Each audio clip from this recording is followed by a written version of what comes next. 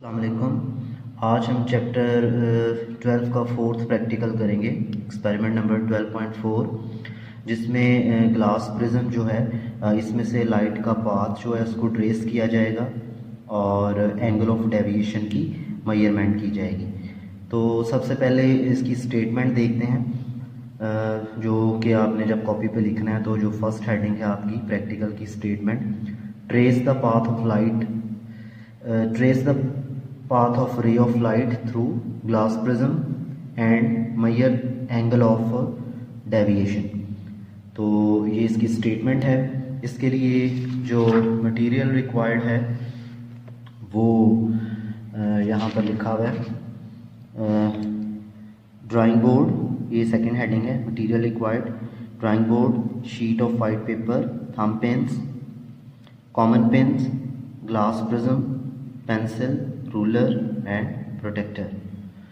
उसके बाद third heading जो कि आपको मैंने बताया ऑब्जर्वेशन एंड कैलकुलेशन की होती है, इसमें टेबल बनाएंगे। एंगल ऑफ इंसिडेंस जो परफॉर्म करेंगे वो यहाँ पर लिखा जाएगा उसमें, और एंगल ऑफ डेविएशन मेजर करके यहाँ पर लिखेंगे। तो सबसे पहले थोड़ा सा इंट्रोडक्शन हो जाए। ये जो प्रिज्म है, ये इसकी डेफिनेशन आप लिख सकते हैं। The prism is a piece of transparent material having two triangular sides and three rectangular sides।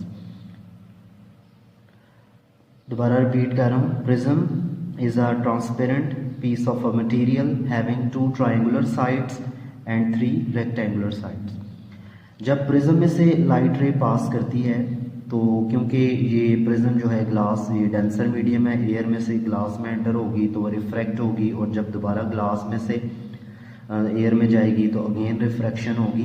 तो ये दो दफ़ा रिफ्रैक्ट करने के बाद जो लाइट रे है जो कि यहाँ पर शो की गई है पी क्यू, ये इसका पाथ है, ये डॉटेड लाइन से शो किया गया स्ट्रेट पाथ है। जबकि ये जब एयर से डेंसर में एंटर होती है तो ये नॉर्मल डॉटेड लाइन से बनाया हुआ है, ये नॉर्मल पर बेंड होती है, और जब ये दोबारा डेंसर से रेयर में जाती है तो नॉर्मल से अवे बेंड होती है। तो लाइट का जो पाथ था वो तो ये था, लेकिन जब वो प्रिज्म में से पास होकर वो यूं बाहर इमर्ज आउट हो रही है, तो ये जो इमर्जिंग रे है और ये जो इंसिडेंट रे है, इनके दरमियान जो एंगल है इसको एंगल ऑफ डेविएशन कहते हैं। तो ये हमने मेजर करना है, क्योंकि लाइट रे यूं जा रही थी तो प्रिज्म में से वो यूं बाहर आई है, इस एंगल पर प्रिज्म जो है वो रे को बेंड करता है, तो इसको बोलते हैं एंगल ऑफ डेविएशन। तो आप इसकी डेफिनेशन लिख सकते हैं, the angle between the incident ray and emergent रे is called angle of deviation. तो इसकी परफॉर्मेंस के लिए उसी तरह हम ड्राइंग बोर्ड पर एक वाइट शीट थंब पेन की मदद से पेस्ट करेंगे और उसके ऊपर प्रिज्म रखते हुए उसकी बाउंड्री ट्रेस की जाएगी, और फिर उसकी एक साइड लेट ए बी, इस पर जो है वो एक साइड पे दो पिन्स पी और क्यू इंसर्ट करेंगे, कॉमन पिन्स, और दूसरी साइड जो है ए सी, यहाँ से इन पिन्स का इमेज देखेंगे, जहाँ पर आपको ये इमेज नज़र आएगा वहाँ पर एक तीसरी पिन आर इंसर्ट करेंगे, इस तरह कि दोनों का इमेज आर के पीछे छुप जाए, और इसी तरह चौथी पिन एस जो है ये इंसर्ट करेंगे ताकि ये जो आर और पी क्यू पिन्स हैं इन सब का इमेज इस एस के पीछे छुप जाए। उसके बाद आपने ये पिन्स उतार लेनी है, इन दोनों आर एस को ज्वाइन करके प्रिज्म की बाउंड्री तक आना है और अंदर से ये लाइन ज्वाइन कर देनी है। इस इंसिडेंट रे को एक्सटेंड करना है, इमर्जेंट रे को भी एक्सटेंड करना है, पॉइंट इस पर मिलेंगी और ये एंगल आपने मेजर करना है। इसकी परफॉर्मेंस के लिए एक एनिमेटेड वीडियो देखते हैं। वेलकम स्टूडेंट्स, हम एक प्रैक्टिकल करेंगे जिसके अंदर हम एक ग्लास प्रिज्म में से गुजरने वाली लाइट रे का पाथ देखेंगे और साथ ही साथ हम एंगल ऑफ डेविएशन भी मेजर करेंगे। जब एक लाइट रे ग्लास प्रिज्म की तरफ आ रही होती है तो उसे इंसिडेंट बीम कहा जाता है, और जब वो ग्लास प्रिज्म में एंटर होती है तो अपनी डायरेक्शन को चेंज करती है और उसे रिफ्लेक्टेड बीम कहा जाता है। फिर जब हम ग्लास प्रिज्म की इस साइड पे एक ऐसी लाइन ड्रॉ करें जो कि इसकी सरफेस के साथ 90 डिग्री का एंगल बना रही हो तो उसे नॉर्मल कहा जाता है। इंसिडेंट बीम नॉर्मल के साथ जो एंगल बनाती है उसे एंगल ऑफ इंसिडेंस कहा जाता है, और रिफ्लेक्टेड बीम इसी नॉर्मल के साथ जो एंगल बनाती है उसे एंगल ऑफ रिफ्रैक्शन कहा जाता है। फिर जब ये लाइट रे जो कि रिफ्रैक्टेड बीम कहला रही है, ये जब प्रिज्म में से निकलती है तो दोबारा अपनी डायरेक्शन को चेंज करती है और फिर उसे इमर्जेंट बीम कहा जाता है।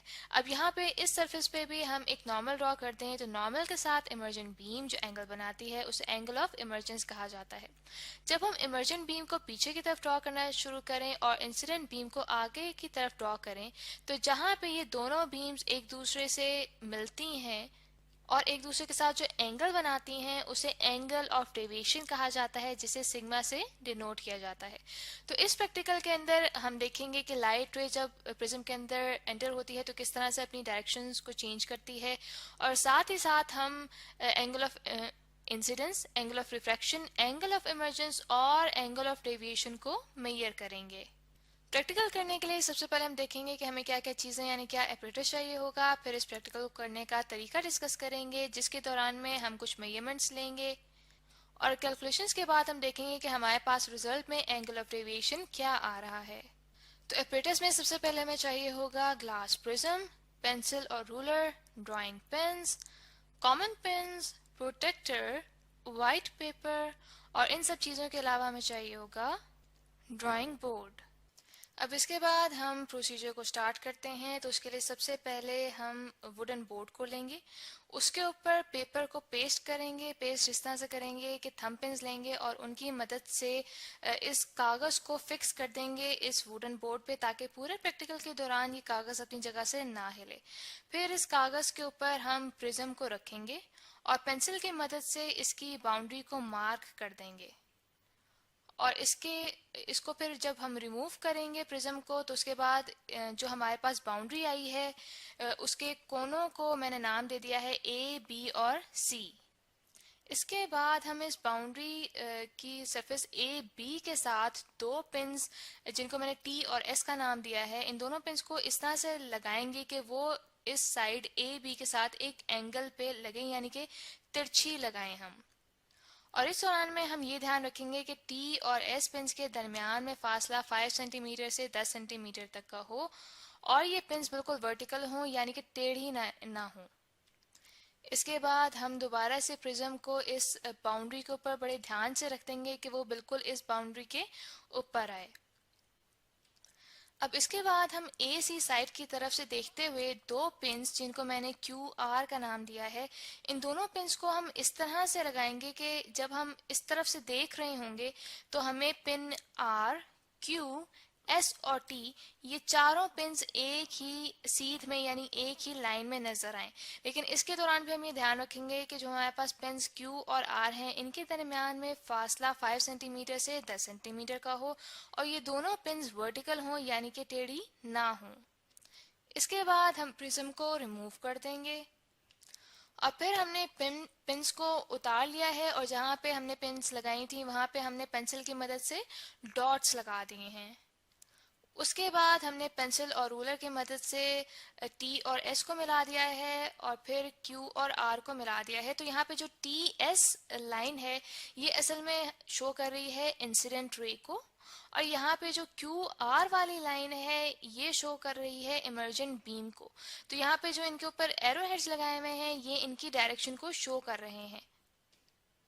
Incident beam A B side को जहाँ पे टच कर रही है उस पॉइंट को हमने पी का नाम दिया है और जो emergent beam A C side से जहाँ से इमर्ज हो रही है उस पॉइंट को हमने ओ का नाम दिया है।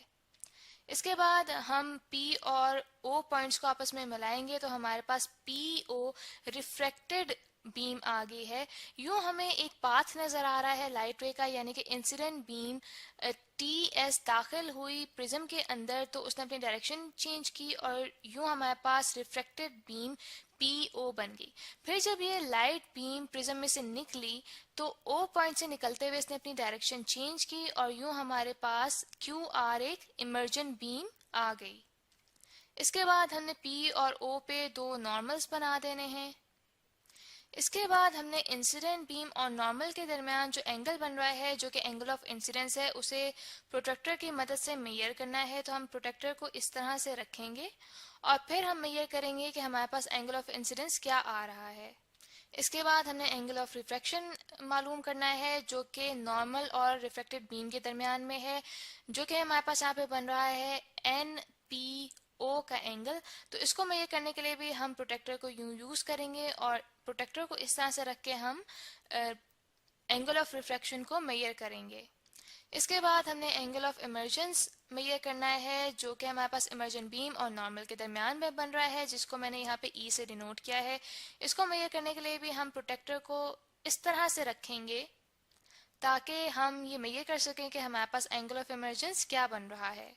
इसके बाद हम इंसिडेंट बीम को आगे की तरफ ड्रॉ करेंगे और इस तरह से जो इमर्जेंट बीम है उसको पीछे की तरफ ड्रॉ करेंगे। तो हमारे पास जहाँ पे ये दोनों लाइंस एक दूसरे से मीट कर रही हैं, मिल रही हैं, वहाँ पे हमारे पास एंगल ऑफ डेविएशन बनता है। एंगल ऑफ डेविएशन को मेजर करने के लिए हम प्रोटेक्टर को इस तरह से रखेंगे और फिर हम मेजर करेंगे कि हमारे पास एंगल ऑफ डेविएशन क्या बन रहा है। मैंने इन सब मेजरमेंट्स को यहाँ पे लिख लिया है कि हमारे पास angle of incidence, angle of refraction, angle of emission और एंगल ऑफ डेविएशन क्या आया। फिर दोबारा से इस प्रैक्टिकल को मैंने इस तरह से रिपीट किया कि जो मैंने शुरू में पिन्स लगाई थी, पिन टी और पिन एस, उनको थोड़े से मुख्तलिफ पोजीशन पे रखते हुए मैंने दोबारा इस प्रोसेस को रिपीट किया और मैंने एंगल्स को मेजर किया। तो मेरे पास एंगल ऑफ इंसिडेंस और angle of refraction, angle of emission और एंगल ऑफ डेविएशन ये आ रहे हैं, जो कि मैंने इस टेबल में नोट किए हैं। यहाँ पे हमें ये पता चलता है कि जैसे जैसे एंगल ऑफ इंसिडेंस चेंज हो रहा है वैसे वैसे हमारे पास एंगल ऑफ डेविएशन भी चेंज हो रहा है। प्रैक्टिकल बुक में तो हमने प्रैक्टिकल यहीं तक करना है कि हमारे पास एंगल ऑफ डेविएशन क्या आता है, लेकिन आप इस एक्सपेरिमेंट को फर्दर कंटिन्यू कर सकते हैं, यानी कि मुख्तलिफ एंगल ऑफ इंसिडेंस पे आप और मेजरमेंट्स ले सकते हैं, यानी कि ये एक्सपेरिमेंट रिपीट करते जाएं मुख्तलिफ एंगल ऑफ इंसिडेंस के लिए और मुख्तलिफ एंगल ऑफ डेविएशंस हासिल करते जाएं। और फिर जब हम इन वैल्यूज़ को प्लॉट करते हैं तो हमारे पास इस तरह का पैराबोला बनता है एंगल ऑफ इंसिडेंस और एंगल ऑफ डेविएशन के दरमियान, जहाँ पे हमने एंगल ऑफ इंसिडेंस को एक्स एक्सिस पे प्लॉट किया और एंगल ऑफ डेविएशन को वाई एक्सिस पे प्लॉट किया। इस ग्राफ के मुताबिक हमें ये पता चलता है कि एक एंगल ऑफ इंसिडेंस की खास वैल्यू पे हमारे पास एंगल ऑफ डेविएशन की मिनिमम वैल्यू आती है, जिसे मिनिमम डेविएशन कहा जाता है। इससे पहले जो हमारे पास एंगल ऑफ इंसिडेंस होता है उस पे प्रिज्म के अंदर टोटल इंटरनल रिफ्लेक्शन का प्रोसेस होता है और इस मिनिमम डेविएशन के बाद हमारे पास प्रिज्म में रिफ्रैक्शन का प्रोसेस स्टार्ट होता है। अब ये जो मिनिमम डेविएशन वाला पॉइंट है, ये पॉइंट हमारे पास तब आता है कि जब एंगल ऑफ इंसिडेंस इक्वल होता है एंगल ऑफ इमर्जेंस के। तो आई होप स्टूडेंट्स कि आपको ये प्रैक्टिकल अच्छे से समझ आया होगा, जिसमें हमने एक ग्लास प्रिज्म में से गुजरने वाली लाइट रे के पाथ को ट्रेस किया और साथ ही साथ हमने एंगल ऑफ डेविएशन भी मेजर किया और देखा कि एंगल ऑफ इंसिडेंस के चेंज होने से एंगल ऑफ डेविएशन भी चेंज होता है।